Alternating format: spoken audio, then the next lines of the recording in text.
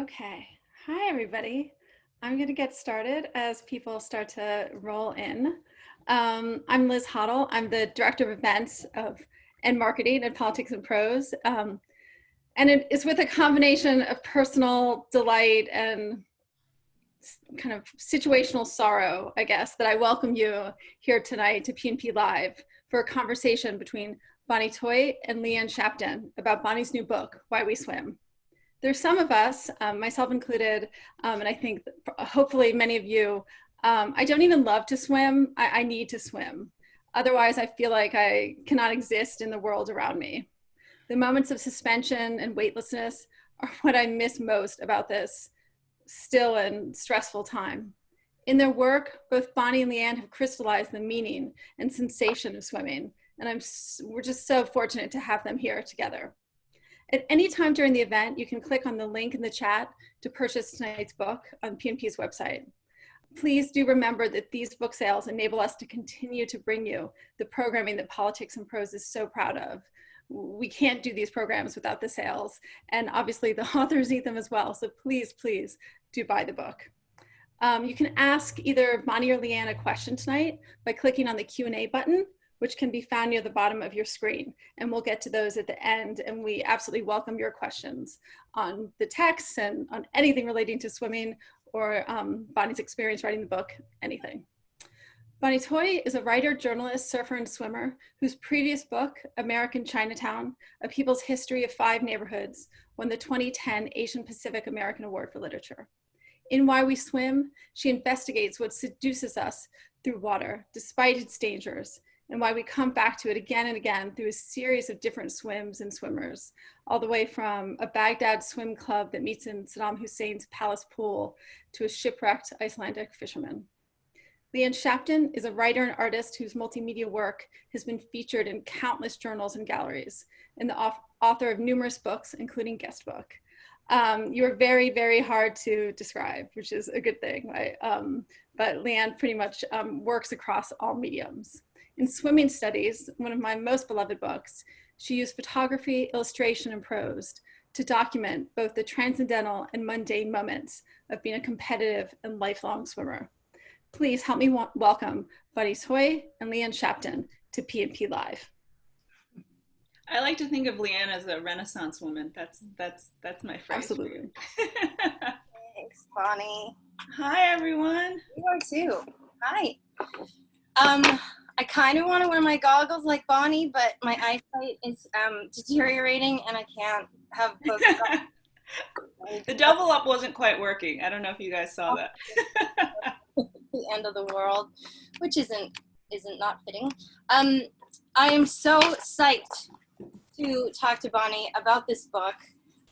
We had something planned pre-lockdown, and I was so disappointed not to do this, so I'm very excited to do this now because it's an incredible book. I want to do a little introduction, and then we'll go into questions. To me, I mean, I've written about swimming, and I've tried to read everything I can about swimming, and Bonnie's book was a real revelation still. One of the things that I didn't expect was actually how funny it is, and how the humor really gets in there, and it's funny, but it also covers history, war, samurai training. It veers into meatloaf, bird poop, bikinis, sunburns.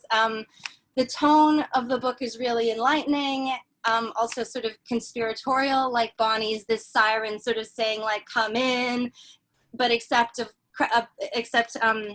instead of crashing on rocks, Bonnie's like, here's a pool party. It's so much fun to read, and it does have flow. Exactly. Yeah, one massive pool party. It also makes me think, and maybe Bonnie, we can talk about this later, that with the accumulation of writers and swimmers writing more about swimming, it made me think of that it could have this rich history of literature the way food does. Mm-hmm. It's just more and more. I love that thought. Everybody has a relationship to water the way everybody has a relationship to food. And this is one step toward, you know, it's almost like a kitchen confidential, but for swimming. Or like, and then I was like, well, what would Stephen Bailey's taste be for swimming? And it made me think the library keeps on building and building around swimming. What with open water swimming, pool swimming, sport, cold water, like all of it. And your book really, really brings a lot of it together. Thank you so much. Yeah. And so one of the things that I want to start off with is this theme that I found running through the book about fear and water. And in the book, you keep coming back to sort of cultures and people like the Dutch, and maybe you bring it back in one of the flow chapters about living with water, not keeping it at bay. Yeah. And I wondered if you could talk a little bit about living with fear and not keeping it at bay, because one of the things that I always find, because I'm such a pool trained swimmer, is that when it comes to open water, I do have this what's down there fear. Right. You go, right. You've swum from Alcatraz, you've done all these incredible swims, you really are comfortable in open water. And if you could talk about fear and swimming, and both what you write about it and whatever you're thinking about it today too. Oh my gosh, for sure. I mean, and I started out as a pool swimmer too, right? So it's only in recent, like the last, I don't know, 10 years that I've become more of an open water swimmer and surfer. And I think they're two completely different animals. They really are. In a pool, you have done all of the work to get to be perfectly comfortable in that rectangle, like perfectly comfortable in your lane. You know exactly how many strokes it takes to get to the wall, off the wall, to flip. You can do it with your eyes closed, right? Like it's like a metronome. Like you have an internal rhythm that then when you're swimming, you have it allows you, I think, a certain kind of autopilot to go on, and then your brain, like you have a different meditative experience swimming. In open water, I mean, especially in the ocean, like you're hyper aware. Actually, it's like a different kind of mental state, I find, when you're swimming, where you don't know what you'll hit next, and that could be seaweed, that could be a fish, that could be a seagull pegging you, which has happened to me. And just that the uncertainty of it really is always there, and it's always sort of boiling up, and you have to learn to get comfortable with that. I think my sort of thought about pool swimming, like, and sort of pre-COVID, my routine was like, about 4 mornings a week. It's like a very standard routine. I drop the kids off at the bus stop, and I go to the pool, and I bang out the workout, but it's like, it's all autopilot, and it allows me a different kind of thinking and, experience with my body.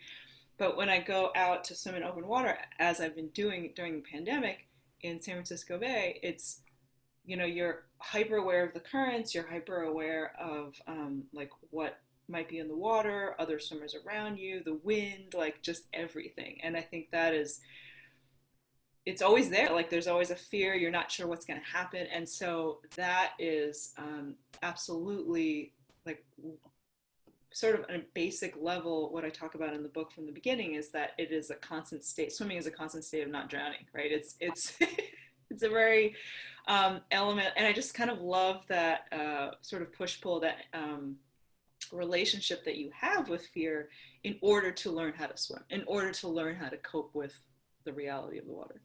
What about in your out your dry land life? Can you sort of live with your fear, and talking about fears other than drowning, live with your fear rather than keep it at bay? Has this sort of comfort in the open water kind of given you more tools to deal with just facing regular fears? Or I think so. And that's a very relevant question these days, right? So with all of the things that are swirling around us right now that are so uncertain, and we were just talking before starting that I'll be flying to the East Coast soon to visit family. That is sort of an essential trip that I have to make, and I am terrified of it. Like before this, you and I, we flew all over the place, and it was just something we never thought about. And now to have, I think what I end up doing is I find out as much as I can about it. So I was researching like just very granular, and that's just like my journalist mind too. Like I have to investigate a thing in order to get comfortable with it, and then sort of weigh the risk reward. And that's what swimming in open water is like. I mean, to calculate. And then I can't tell you how many times people have asked me about sharks when I'm out surfing too. Like, this is the bay. This is San Francisco Bay. Like, this is the Pacific. They're always there. We know they're there. Data where you can do shark sightings, and isn't there? I think they have that on Cape Cod where they have names for. Oh, the drone. The drone footage and all. Yeah, I mean, yeah, I look at that sometimes, and then I think, okay, I mean, I know it's true. So then I kind of pull that into my mental model of risk. And then what does it spit out? It spits out that I still want to do it. And I think that that's sort of what I've been calculating with this, push to the east for months. And it's an interesting question. I mean, I think it has allowed me to have some mental model of trying to figure out how I do something that I desperately love and want to do, and weigh that against what are the sort of possible negatives, right, to that. And we all do that. It's like on a daily level that we're always doing this. And so now it's just like much more, it's new things that we're calculating. Yeah. So I wonder if getting on that plane is like getting into San Francisco Bay with high shark count, sort of like 52, currents, rain. Yep. Wind, like super high wind swell. Great. It's raining. Maybe there's lightning. Yeah, lightning. Nobody. Everyone's coughing. When you mentioned your experience as a journalist, I wondered as I was reading this, because you get into so much and there's so much wonderful detail. Can you talk about what you were able to do with this book that you wouldn't do in even a piece of long form journalism? The timeline, just the time spent on it. I mean, I spent, I think probably 4 or 5 years thinking about this book. It just was like on the back burner. I would sort of collect stories or little bits of things that people would tell me, and I would just throw them into a file and kind of look at it every once in a while, and then just like, put it away. But to, even in the actual writing of the book, so one of the biggest characters in the book is the Icelandic fisherman Gudlaugur Thorson, right? So he appears right in the beginning of the book. Yeah. And I tell you this because I wanted him so much to be a part of the book, and yet in the course of reporting the book,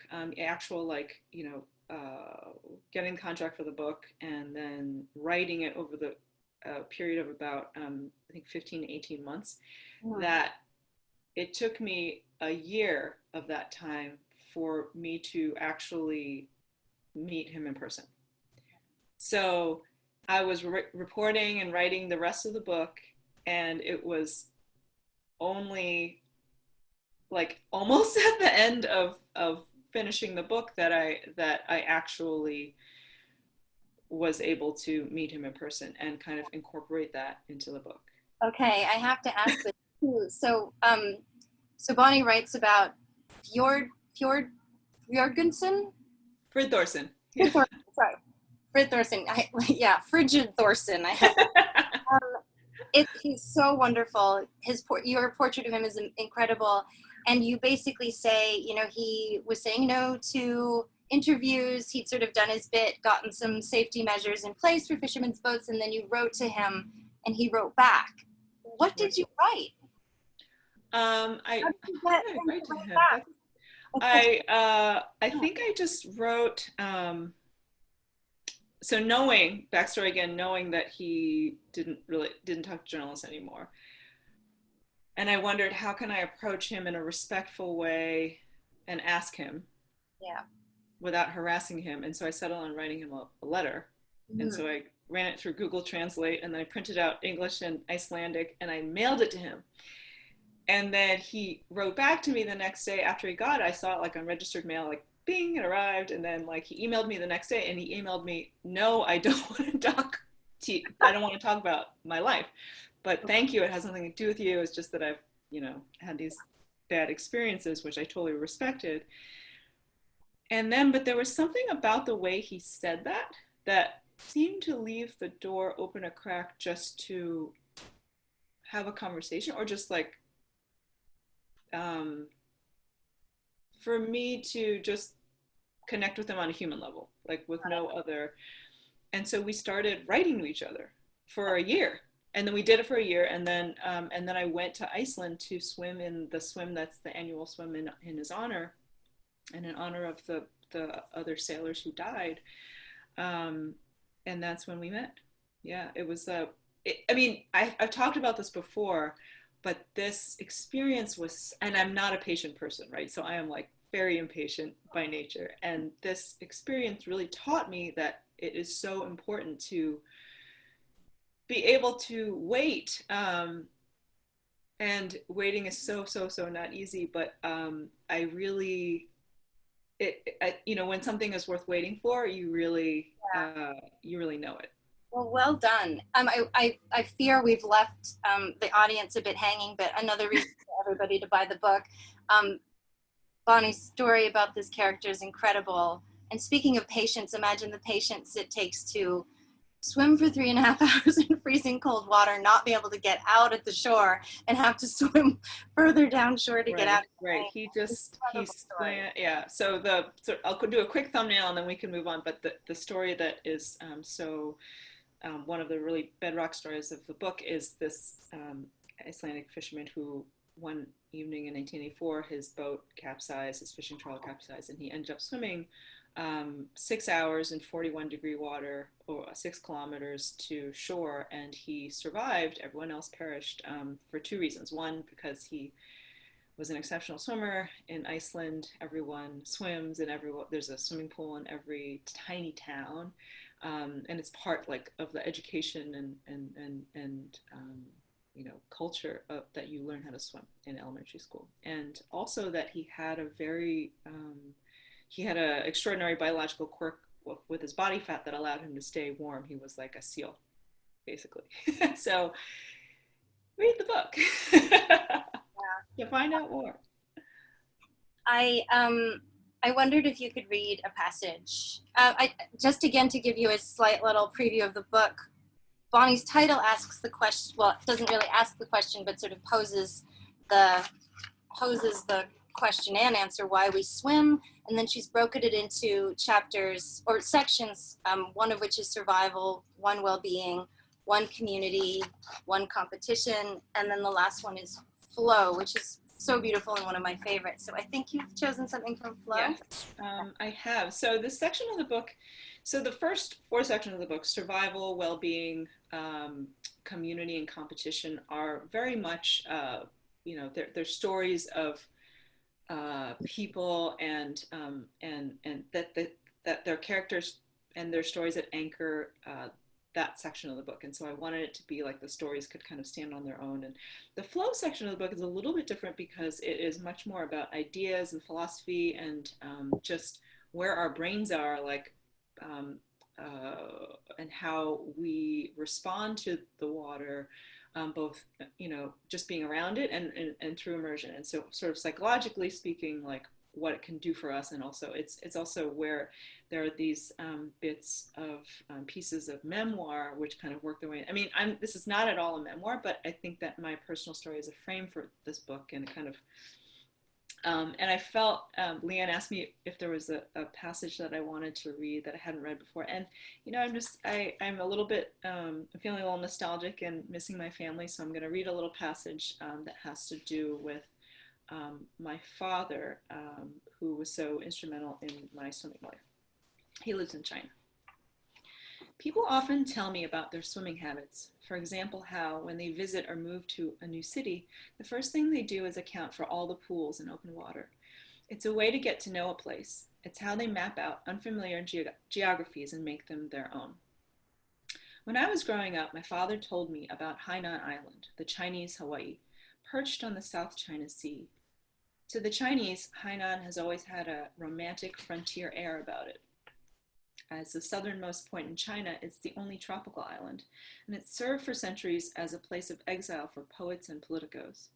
To my father, a Hong Kong born painter who divorced my mother and left New York to go back and live in China, it was a dream of a place, a palm fringed paradise that represented the ideal inspiration for him. There was a time in my early 30s when I hadn't seen my father in 3 years. One morning, I took a deep breath and called him up. My work would take me to Hainan that year. Come swimming again, I said, my stomach full of butterflies. Come meet me in the South China Sea. And he did. The island was in the midst of a development boom, but still we were able to walk on stretches of empty white beach with spearmint waves lapping the shores and take drives to the rural inner parts of the island. A Chinese acquaintance back home wrote out a traditional poem for me from memory, a long verse with many characters about Hainan's famously striking landscape. Hainan is very beautiful, he'd said. I've never been there, but I learned about it in school. I brought the poem with me, which my friend had written in Chinese, and asked my father to translate it for me when we were in Hainan. The island's legendary mist-clad cliffs and coastlines, straight out of the old calligraphy scrolls and paintings, came to life. I tried to forget that as a child, my father was a daily constant in my life. Once, when I was 12, he told me I was his best friend. It hurt to remember that. As an adult, I saw him only every year or two. The first time I insisted on visiting him in China, on my way back from that college semester abroad in Australia, I screamed and cried at him, not for leaving my mother, but for the way he did it. There was no swimming on that trip, but there was a pool's worth of tears. On Hainan Island, we came together in a truce. The trip was a pilgrimage for me to a new, more forgiving place. I coaxed him into accompanying me on a swim. He, the former lifeguard, could not remember the last time he went swimming. His butterfly wasn't half bad. The air was humid. The water was warm, enveloping, a balm. He looked happy. As I floated on my back and stared at that cloud-streaked sky over the South China Sea, I felt that I was too. Franz Kafka observed that the truth is always an abyss. One must, as in a swimming pool, dare to dive from the quivering springboard of trivial everyday experience and sink into the depths in order later to rise again, laughing and fighting for breath, to the now doubly illuminated surface of things. We dare to jump so we can see something new, and sometimes we do it to recover a sense of what we once had. Thank you, Bonnie.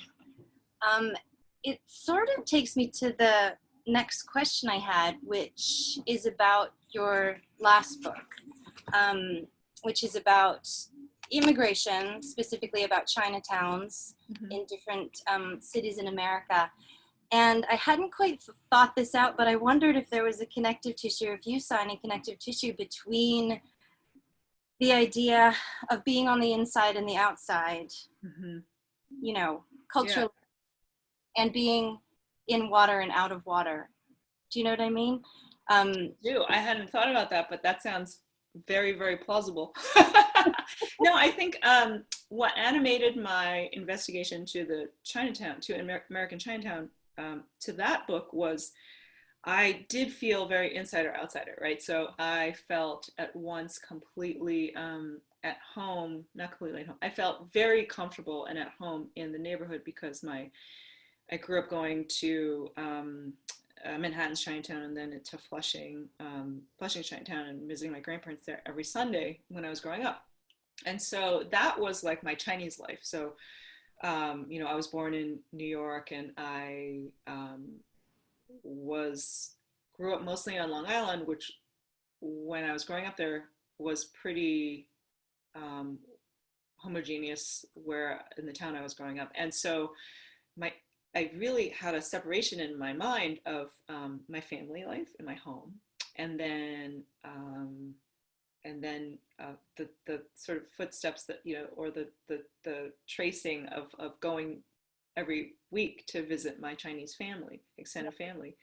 And those places were those portals, right, to that heritage and to that part of my life, into language and all that. And then like the rest of my life, I was just sort of existing in some other place, right? So Yeah. it is very much like inside outside, and I wanted to understand how New York's Chinatown and San Francisco's Chinatowns were both places where my families came to America.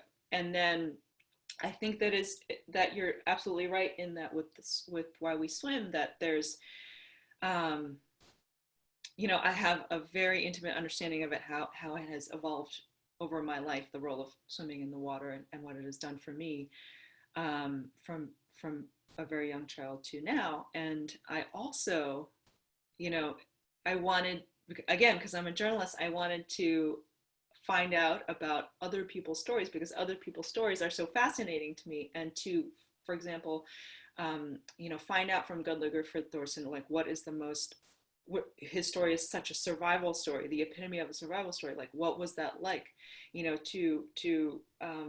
That's something I never personally experienced. Wanted to use their stories to bring us to a more profound understanding of what that could mean. And so and then for competition, that talking to Dara Torres, who like just I don't understand what could drive someone to retire and unretire 3 times and go to 5 Olympics and do this, like for this arc of her life, like from when I she was know. a It's teenager. just Like, it's crazy.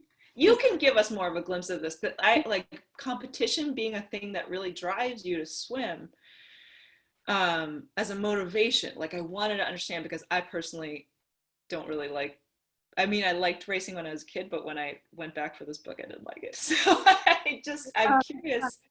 Yeah, yeah. I I want, have the same experience. Um, Sorry, did I interrupt you?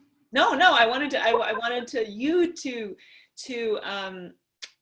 like say something about how you hold competition in your mind as it relates to swimming, because it was such a formative part of your life, right? So, and then how do you reflect on it now? I mean, your swimming studies is all about that. Yeah, yeah. I mean, it does the discipline I can use when I'm working, and maybe you find that too. I mean, being in any competitive sport, in any sport really, I feel like, I don't know if you agree, just teaches you how to do the slog, like how to do the laps and how to put your head down and focus. But it's funny because your book made me think of competition and when you went into the samurai swimming, I Uh-huh. lost my mind. It was so interesting, and it made me think. And when Bonnie talks about Japanese competitive swimmers, in particular, my favorite swimmer right now, if he's still swimming, is Kitajima. Is it Kotsuki Kitajima? I think it's Kosuke Kotsuki. Kitajima, and he retired. Ah, he's amazing. He's so Yeah, beautiful to watch. amazing. His But then breaststroke is goes insane. into you'll pronounce it correctly, the form of samurai swimming, where, and then I thought, what does, maybe that has to do with how competition and the competitive edge matures. This Yeah, idea that martial strategy and martial mastery, then that's what kind of, then that's sort of, the mastery takes on this kind of samurai beauty, uh, in a different sort of form. And I just love thinking about it. I wanted to ask you, I wanted you to talk about that for the audience, but also ask you, can we do that here? Like, get it.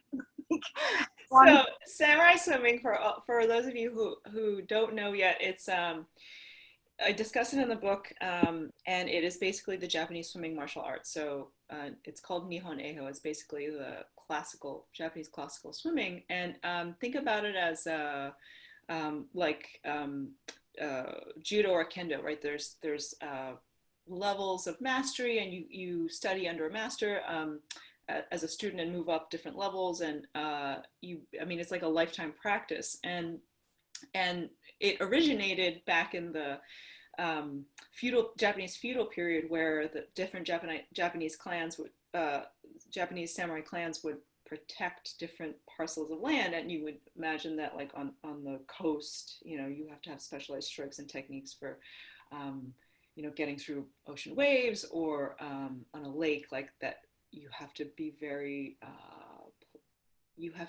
placid and one with the water, so that you don't alert your enemies that you're approaching, and all this stuff. And so there's like incredible, like the egg beater technique for treading water that you see with synchronized swimming. There's a basis in Japanese samurai scrolls of um, that motion of the legs and just a very still. Yeah. And you could shoot arrows and you can fight with swords, and it is insane. And that you could practice it. It's still being practiced now, and it was supposed to have been demonstrated at the Tokyo Olympics. I am hoping that happens next year, but it is just, it's beautiful to watch. And I think totally to your point, Leanne, like it's not about speed, it's about a mastery of self and beauty and efficiency. But like so many martial art, what's that? It's also competitive because didn't you say that there are these swimming in armor events? Yes. Yes. So like it's like getting across the pool with like 30 pounds of armor. Like imagine that. And there's an annual competition, and so people do this. But also that like if you think about martial arts kind of evolving over time to become like it's about the practice now, right? It's not about really combat, but it is about what we learn about holistically about mind and body. And there's so much beautiful, like so many beautiful stories and lessons that I think to me like really were so fascinating to learn about and allowed me to alter my perspective on what swimming could be, independent of like the way we understand like racing and competition. Too though, Bonnie, like it's a fantastic chapter. Like as a reader I was just like, whoa. Thank you. Yeah, it's just, I mean, I'm fascinated. I can talk about it forever. So I wanted to, there's so much more, and I think that there's really a lot more to unpack there too. Yeah.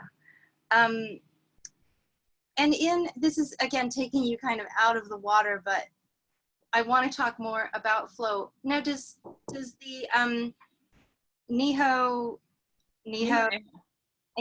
does that appear in the flow chapter? I feel like I think it does recur, maybe. Yes, it does. Now, but as a writer and as a swimmer and as a surfer, outside of water, where do you find flow? Do you find it in your practice and in your journalism? Do you find it, like, especially now, this Bonnie's book launched in April, right at the beginning of the lockdown. And so do your ideas of flow or also of doing nothing? Bonnie's also written a great piece of journalism about doing nothing, but have those ideas changed both about flow or kind of blankness? Have they changed these days? In this time? I would say in the first 2 months, I found it very hard to reach either of those states because there was so much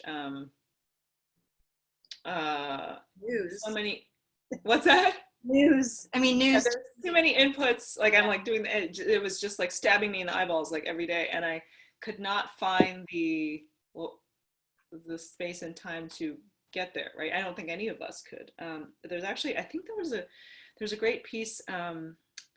It was in the Times opinion section about how what we were lacking actually was the flow state, because we as especially those, I think, of us who are parents with kids at home, young kids at home, trying to work and then like run like a homeschool, which I am one of, and I like there was just too many things going on. But then things kind of like calmed down a little bit, and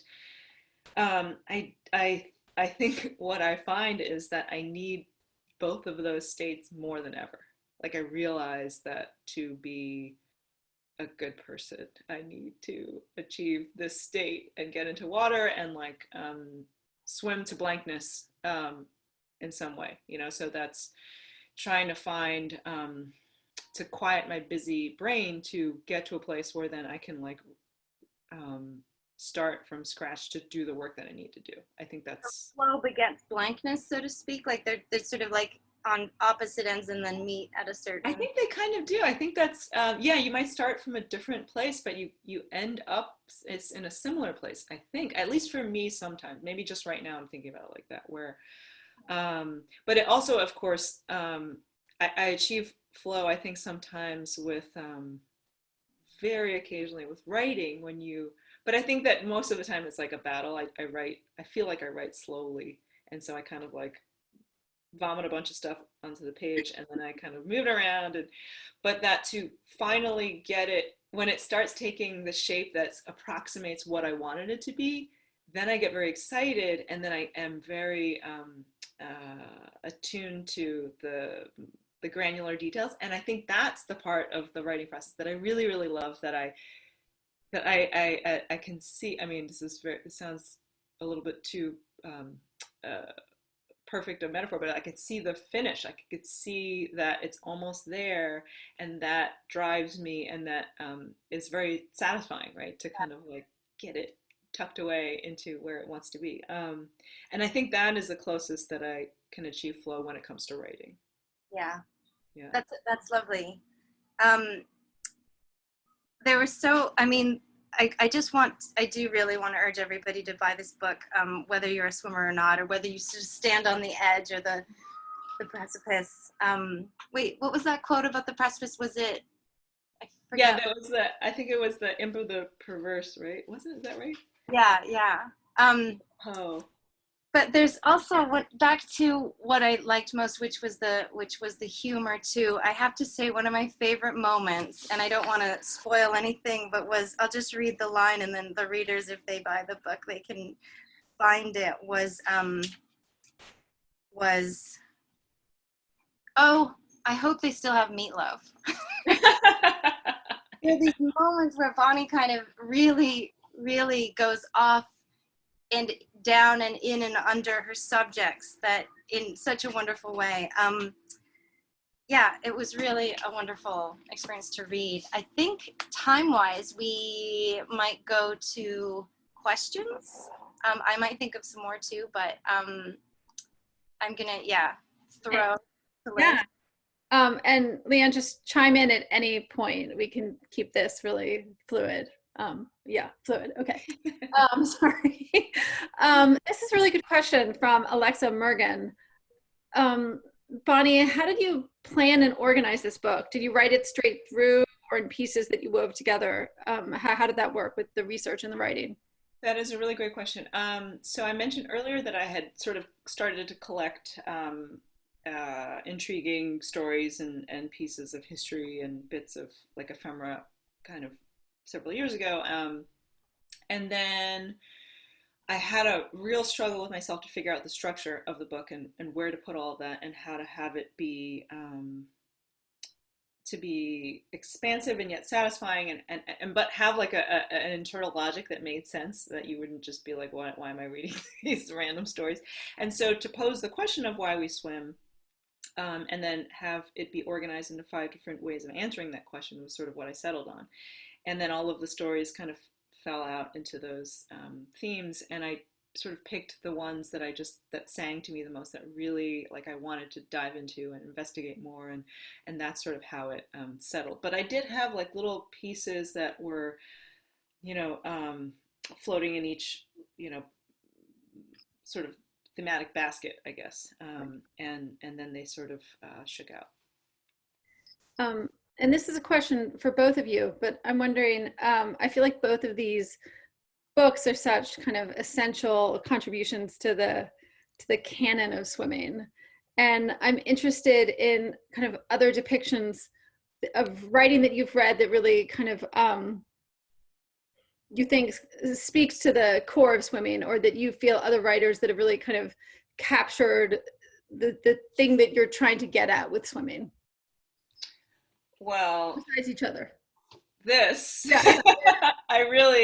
this really was, and this was before I think it was, I read this book when I was just starting to think about like what I wanted to do. And it was very, very early on, but I just loved how, Leanne, that you created your own thing. Like you created something that was uncategorizable, I think, in the best way. And I think you made me a little bit more brave to do something like that, which I just. Aww. I really loved, and these are oldies and goodies, Haunts of the Black Masaur and Waterlog. I keep going back to those. Are those crickets near you? Yeah. My Yeah. porch. Sorry. Oh, speaking of sounds, maybe we should yeah. end with this, but We can end with that. you want, yeah, we can Yeah, end with a that's little it. surprise. But yeah, I'd say those off the top of my head. Mm-hmm. There's actually I just really, love the idea of like Deacon's waterlock, that what he did. He was like swam his way yeah, across England. Like that's so yeah. crazy and awesome. It's a really wonderful book, and sadly, I'll only remember the title and not the author, but it's called From the Springboard to the Pond, and it's a history of the swimming pool.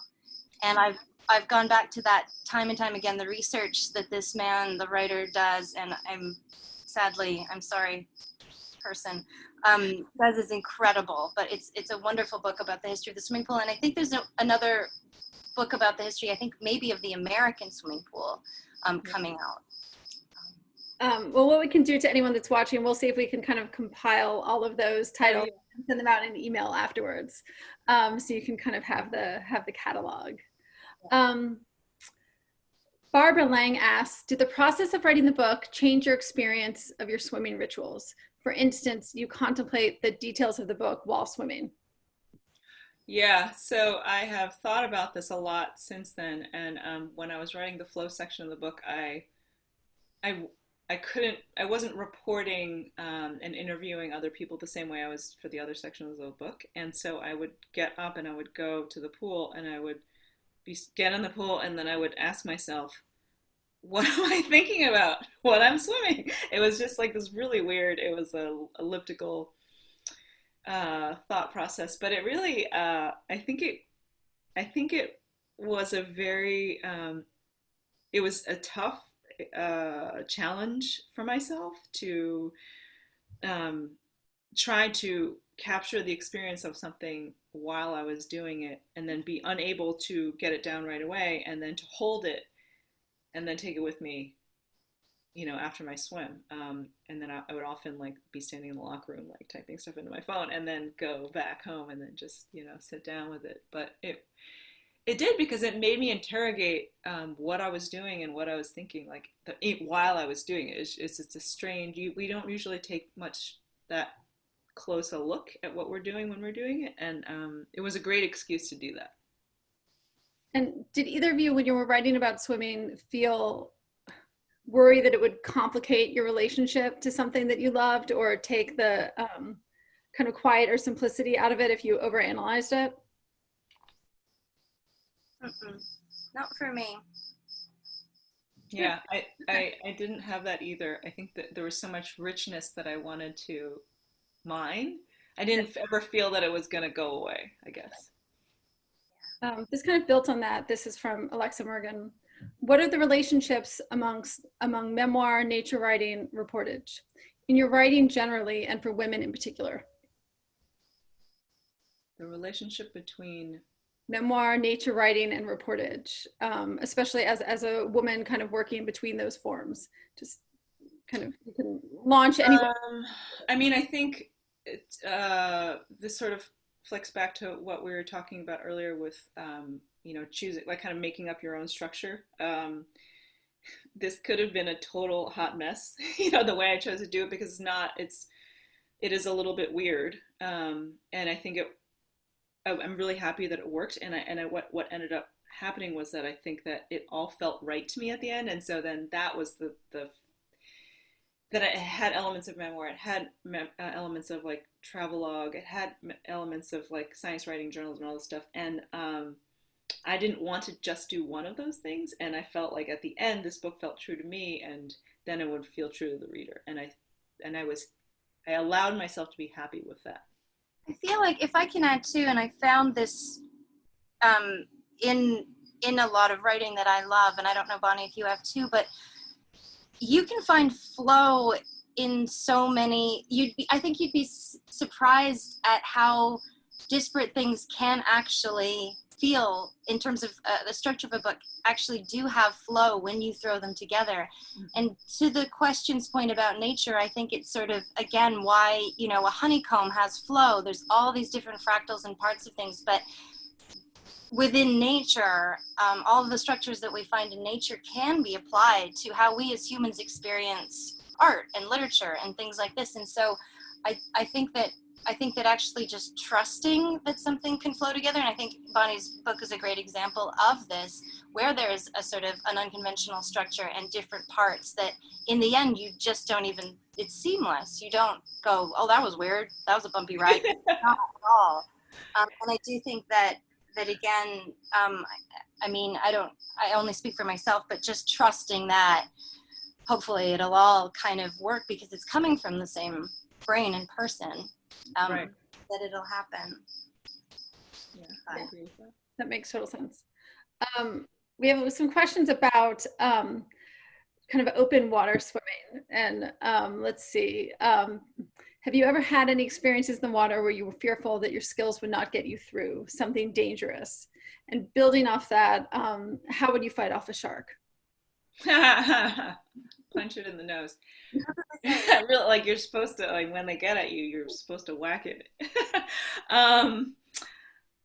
Yeah, you know, I've been this. You know, Leanna and I talked about this in the beginning of this conversation, where you really always should be afraid in open water. I think that's healthy. I think that's not, as long as it's not debilitating. I think that it's just a reality, and it helps you to be safe in the water. I've definitely been in situations. I surf here at Ocean Beach, and there are also times when I've been at aquatic park going outside where I feel the currents are pulling in one direction or another with such alarming speed that I just think you are reminded of where you are, and I think that's means a healthy respect for being a speck in the ocean, you know. And yeah, I have felt mortal fear, but then I've also then allowed that to inform my like preparations for those places. I like that. What about you, Leanne? I'm not too afraid of open water. Well, yeah, I mean, tiring is scary. Being tired and sort of seeing how far you have to go is always a scary moment, but I haven't had too many of those just because my fear is healthy. It's very developed. And to that point, do either of you have dream swims or some place that you just long to swim that you haven't been able to yet? Australia. Bonnie, have you been to Australia and swum in those Bondi Beach, those pools? I studied abroad Oh, yeah, that's right. my junior year, and yeah, swimming. I haven't swum at. I think that pool is called like the Boy Charlton pool, right? Like that's like right off of Bondi.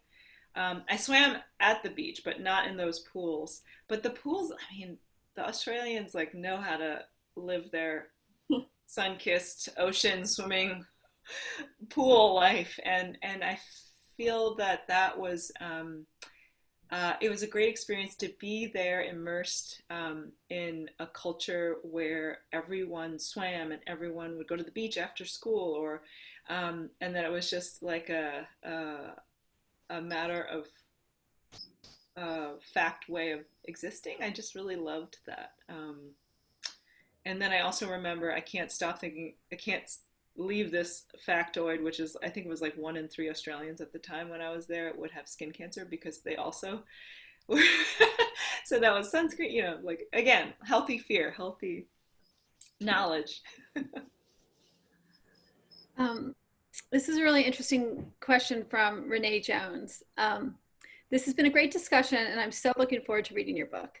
My questions focus on how swimming has informed you ethically and spiritually in your personal lives, and in terms of your relationship towards protecting and respecting the Earth's oceans and waterways. Mm-hmm. I mean, certainly when you get into open water, you see everything and you're swallowing the water, and it's a very like close-up view of what the conditions are like. I absolutely think that it makes me more appreciative, more conscious, more conscientious, more also very acutely aware of my place in this larger landscape. You know, it's very hard to escape that reality, and I think that's a very good one. Um, let's see. Okay, one more. Bonnie, I've always been a pool swimmer where it's easy for me to reach that state of flow or the blue mind, as you write about in your book. This is kind of what you answered before, but do you achieve this state in open water? I'm just too aware of my environment to achieve this. Is it possible for you? I mean, I think you kind of spoke to that, but I'm just interested in if you get past that moment of presence and awareness into kind of some sort of higher space when you're in open water. Yeah, I think I do get fleeting moments of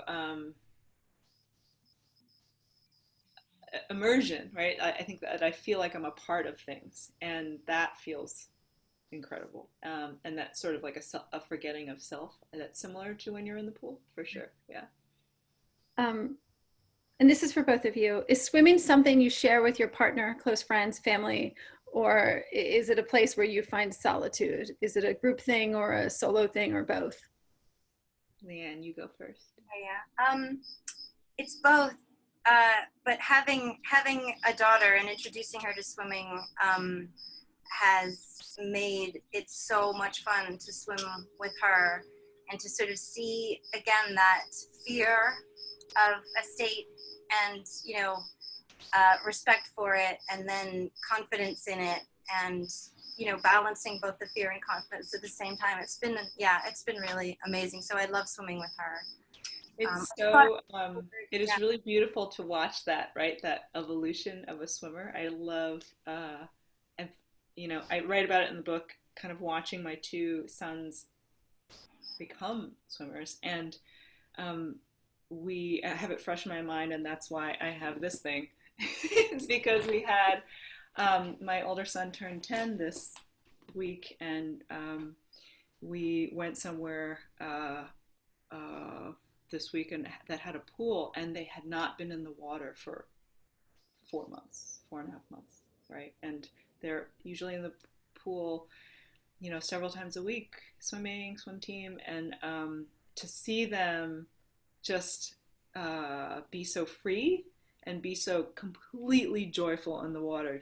I was working on flip turbines with them just because they wanted to see how close to the wall they can get and push off. And there's in those moments, I feel like there's nothing better. I really can take myself out of my head and just be very present. And I think that's really amazing.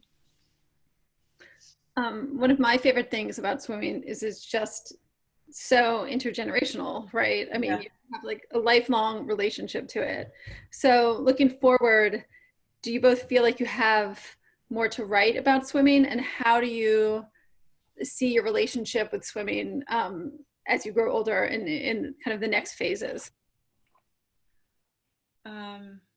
Yeah, I think I do. I don't know what that would be yet, but I see hopefully a very long future with swimming, and one of the things that I have written about is how I have a really wonderful relationship with the locker room and the pool where I go, my community pool, and I've missed that